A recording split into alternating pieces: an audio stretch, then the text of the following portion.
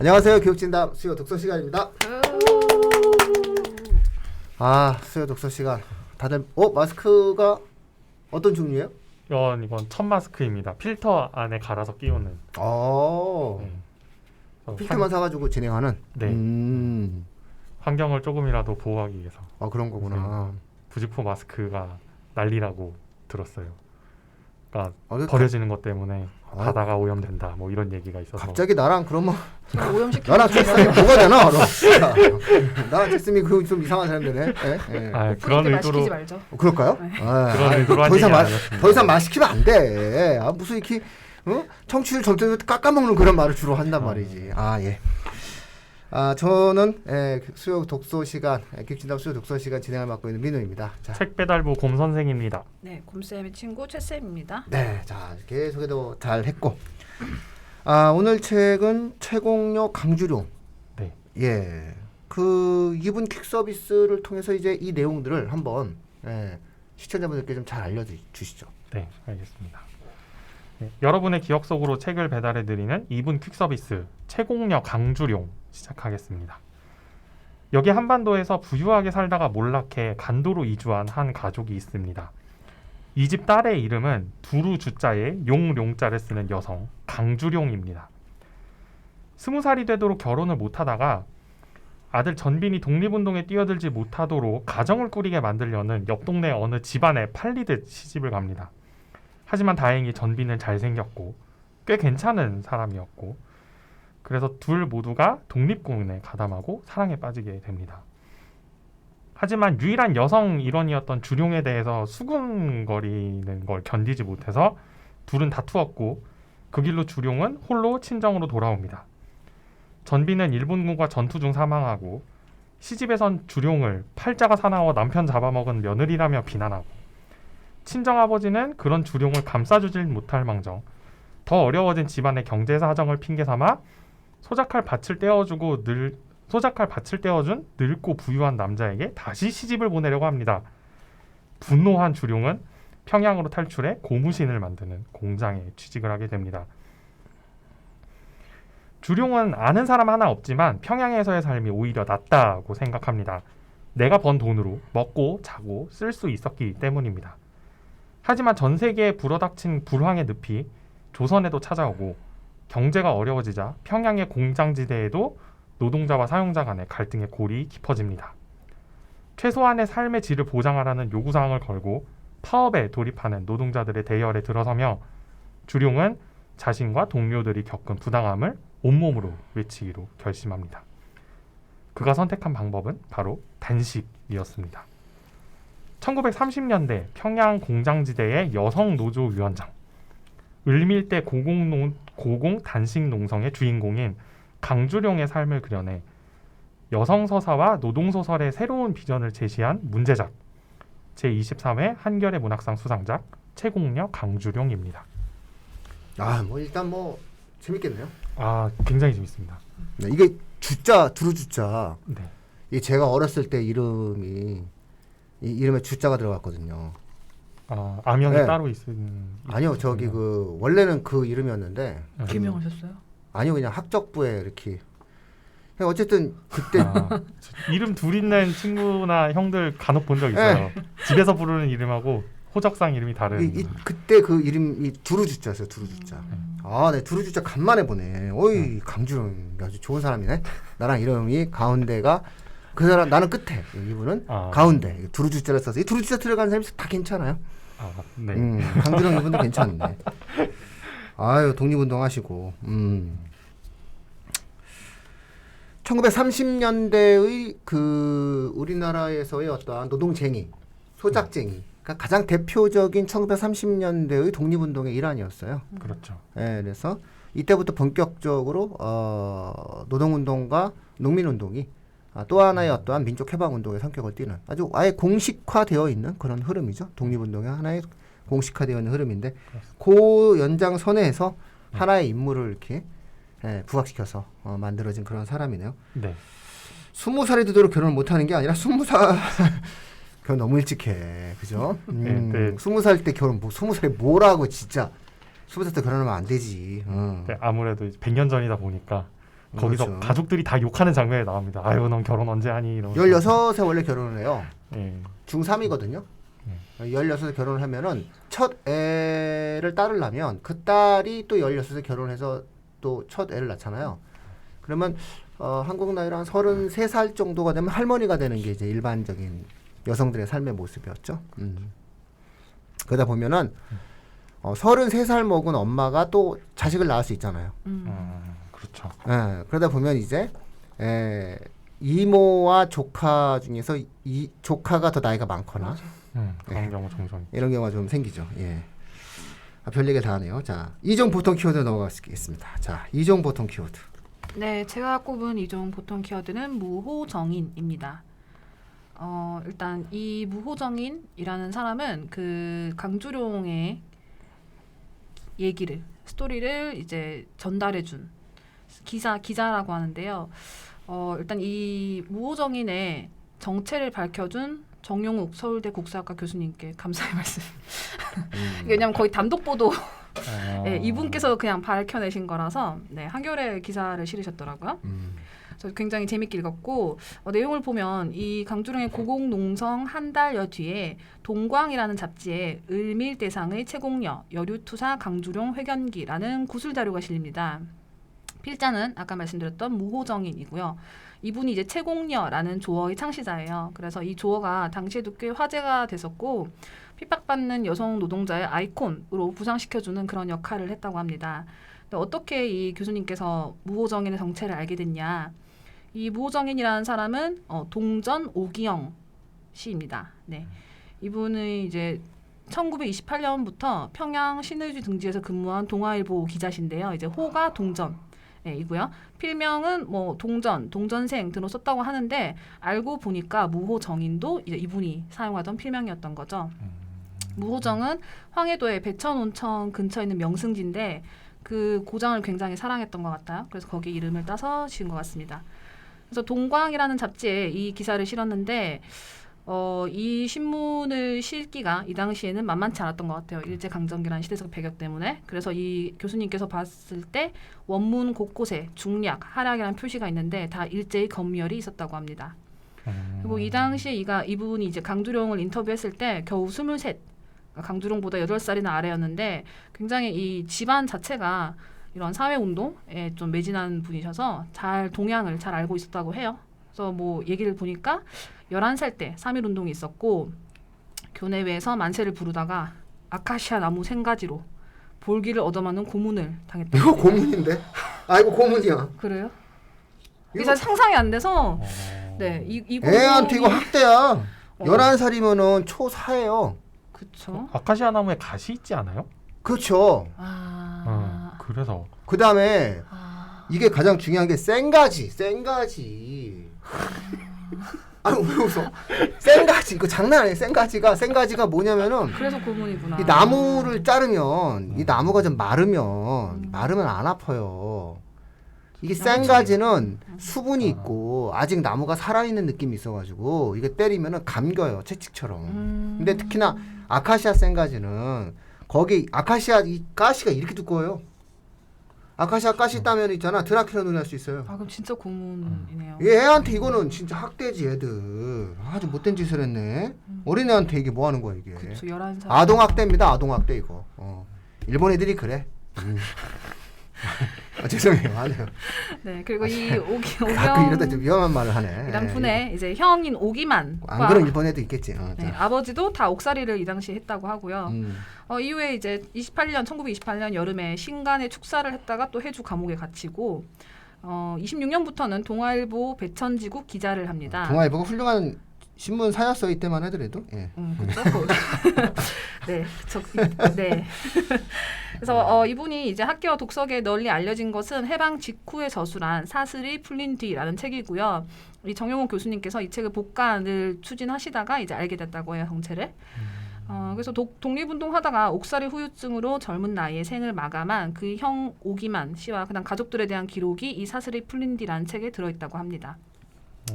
30년대 잡지 별건곤 제가 굉장히 좋아하는 잡지예요. 이 잡지가 되게 특이하더라고요. 네, 평양 사회단체 개관과 평양 고무공장 쟁의 전적이라는 제목으로 기사를 실었는데 이 당시 이분 입장에서는 이런 파업이 낯선 주제도 아니고 굉장히 안목이 있었기 때문에 강주룡의 회견도 가능했다는 걸로 추측하고 있습니다. 그래서 이 정영욱 교수님께서 이분을 굉장히 칭송하시면서 이제 90년 전에 발표된 짧은 회견기 하나 때문에 우리가 지금 이번 주에 하게 된 채공력 강주룡이라는 책이 나오게 됐기 때문에 어떤 귀중한 문학적 성취가 있었고 또 당시에 전국진 동아일보, 조선일보, 매일신보 그리고 나머지 평양의 지방지다 농성을 취재는 했지만 그 이야기를 상세하게 구술로 기록한 것은 이 오기영, 즉 무호정인 뿐이라고 합니다. 그래서 이제 언론이 저널리즘의 본령을 지키기보다 앞장서서 프로파간다의 도구가 되기를 주저하지 않은 세태라 현장을 지키는 그의 기자 정신이 더욱 그립다라고 기사를 마무리해 주셨습니다. 아이고 박수. 오기영님한테 박수. 저기 그 기자를 꿈꾸거나 언론인을 꿈꾸는 학생들이 존경하는 인물이 누구냐라고 얘기했을 때 무호정인 오기영입니다. 이렇게 얘기해도 멋있죠. 될 수 있는 그런 정도로 우리 시대에도 이런 저널의 정신을 갖고 살았던 사람이 있었다. 내가 어떠한 글을 남기는 것이 어떤 의미가 있는 거다라는 것을 이제 몸으로 실천한 사람이다. 이거 멋있는데 이거 정말 이종 보통 키워드로서 이거보다 더 잡기 쉽지 않을 것 같은데. 이 기사가 있어서 이 책이 나왔다는 그러니까요. 게 참. 홈쌤도 당황하시겠어요? 네, 당황했습니다. 네. 이런 내용이 나올 줄은 몰랐는데. 그러니까. 참고로 말씀드리면 이 책 제일 뒤쪽에 그 동광에 실렸던 기사 원본이 맞아요. 기사 복사본이 실려 있습니다. 그래서 그러니까. 1930년대 한글이기 때문에 약간 불편하긴 한데 신경 써서 읽으면 다 읽을 수 있는 정도거든요. 이 책을 다 읽으시고 그 맨 끝에 있는 동광 기사를 읽어보시면 좋을 것 같아요. 자, 그래도 어쨌든 뭐 기회는 드려야 되니까 한번 곰쌤 좀 짧게 길게 하니까 자꾸 이렇게 저 짧게 자 한번 얘기해 보세요. 이종 보통 키워드 여성 이종 이거 뭘로 잡으셨어요? 네, 짧게 한번 해보겠습니다. 제가 잡은 키워드는 이제 여성의 노동이라고 하는 건데 강주룡의 어떤 삶 속에서 여성의 노동이 어떤 방식으로 무시를 당하나 혹은 이제 이른바 좀 지워진다라는 표현을 요새는 더 많이 쓰는데 어떻게 지워지나 이런 것들을 좀 잘 볼 수 있습니다. 첫 번째는 일단 간도에 가서 농사를 짓는데 우리가 생각하기에 뭐 논농사를 지으면은 이제 남자들이 모내기를 하고 뭐 수확을 하고 이런 것들을 생각하지만 사실은 그 바짝 모내기 하는 그 철 이외에 다른 계절에는 여성들이 밭을 메고 이제 김을 맨다 뭐 이런 표현도 쓰고 그리고 겨울에 농사 안 지을 때는 삭바늘질을 하고 뭐 이런 종류의 일들을 통해서 재생산 우리가 흔히 여성이 한다고 하는 재생산 노동뿐만 아니라 생산 노동에도 굉장히 적극적으로 가담을 하거든요. 그런데 이런 역사들이 과연 우리가 알고 있는 어떤 역사 속에 그 농업 사회의 이미지 속에 과연 있느냐 이런 걸 한번 생각해 볼 필요가 있습니다. 거기다 더군다나 이 주룡이 결혼을 하는 장면, 특히 이제 두 번째 결혼을 하는 장면이 진짜 화가 나거든요. 그래서 이 여성이 그런 식으로 그 생산 노동에 적극적으로 참여하는 그 지위를 고려해 봤을 때 여성이 결혼을 한다는 건 어떤 의미냐면은 우리 흔히 하는 얘기처럼 이제 우리 가족에서 이불 하나 던다의 논리가 아니라 저쪽, 그러니까 결혼을 해서 남자 쪽에서 부인을 땡겨가는 집이 거의 이제 무급 노동원을 하나 더 얻는다라는 의미로 바뀌는 거예요. 이거는 이제 이 소설 안에서는 주룡이 대놓고 그런 대사를 치거든요. 아니 내가 돈 받고 팔려가는 노비야 이런 식으로 얘기를 한단 말이죠. 그럼에도 불구하고 사람들이 뭐 여성이 그 사회에서도 일을 했었나? 라는 생각을 하게 하는 그러니까 여성이 적극적으로 생산활동에 참여한다고 하는 그림이 잘 안 그려지는 어떤 그런 측면이 있을 것 같습니다. 그리고 이건 주룡이 평양을 간 뒤에도 마찬가지의 논리로 작동을 하는데요.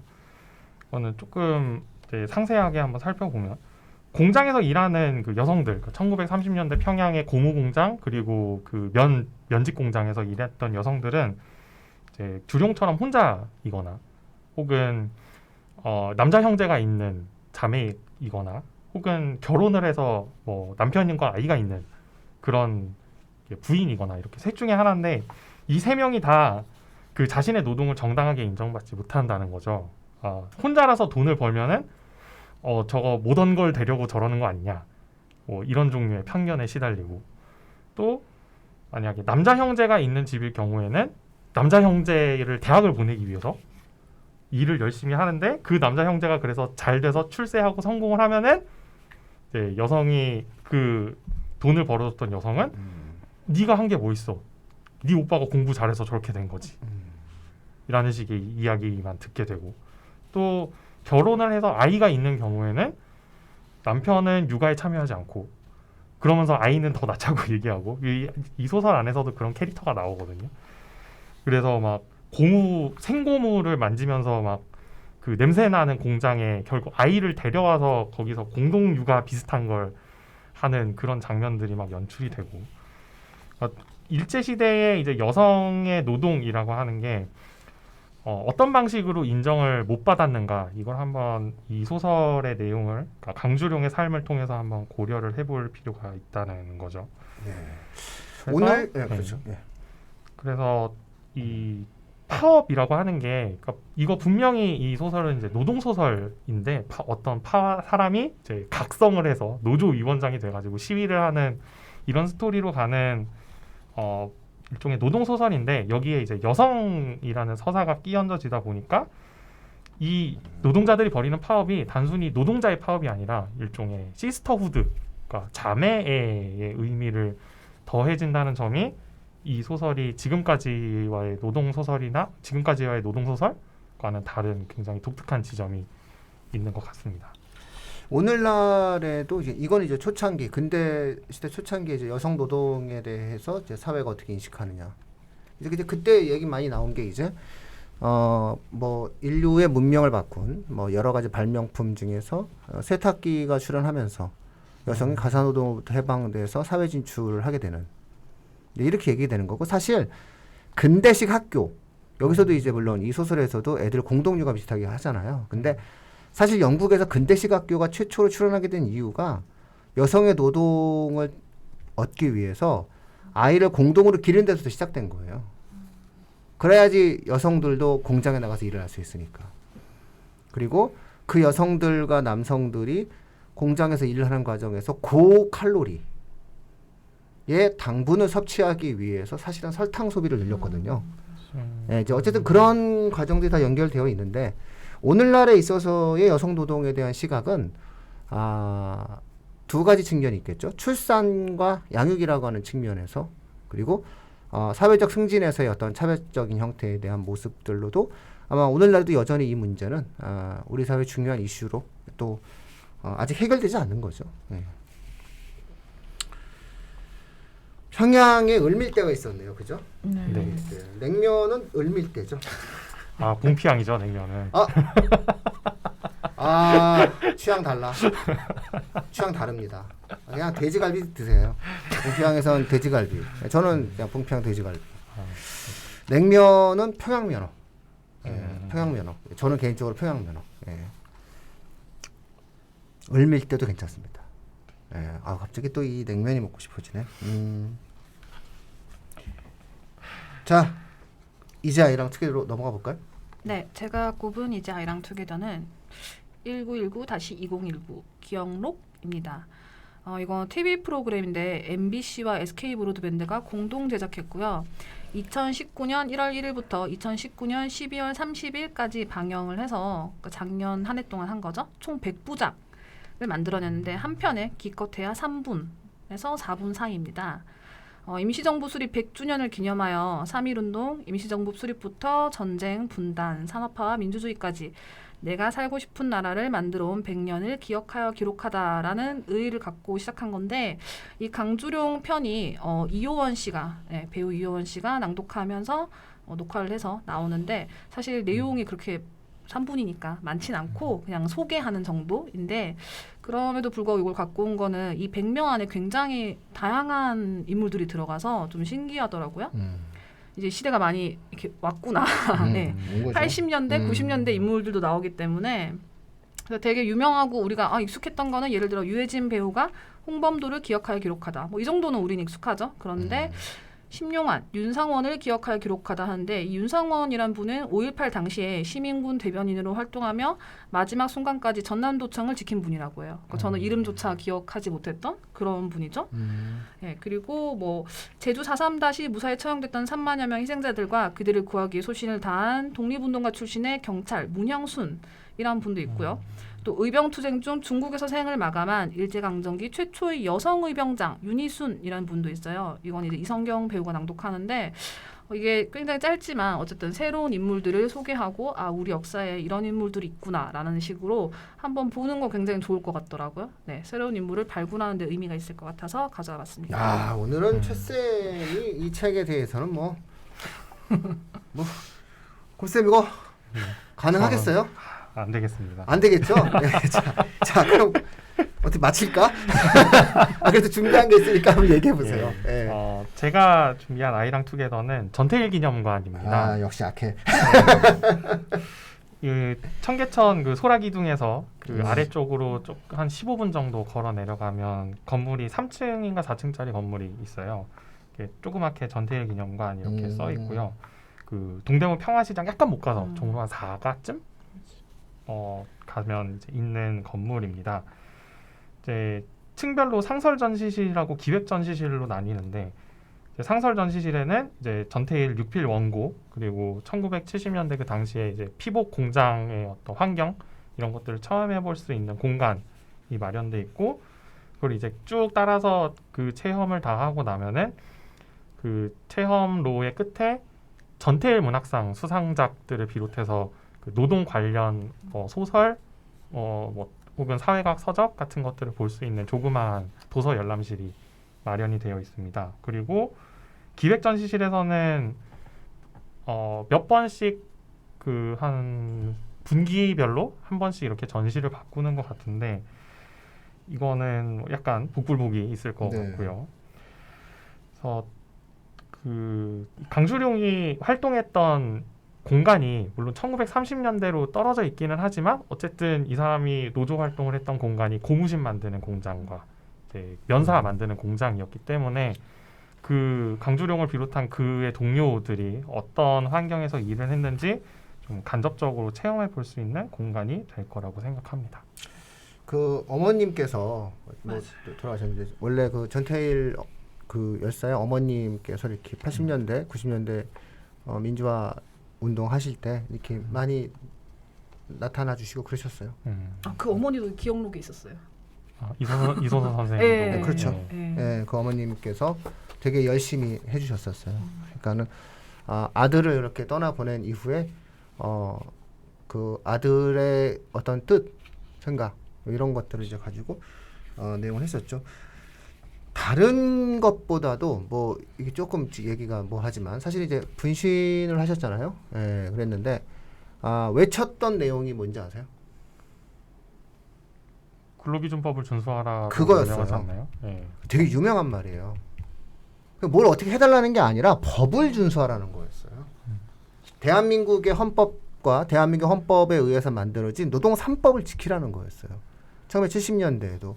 그러니까 그만큼 근로기준법이라고 하는 이 법 자체가 사실상 노동자를 보호하기 위해서 법적인 어떤 테두리를 만들어 놓은 건데 이 법조차 안 지키냐.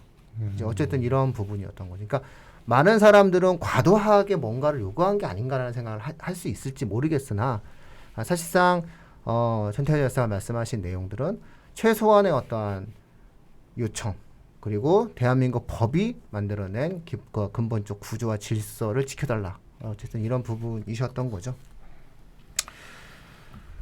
아이고 그래도 뭐 오늘은 철쌤한테 그럼 이제 빨리 다음 주 책 소개하세요.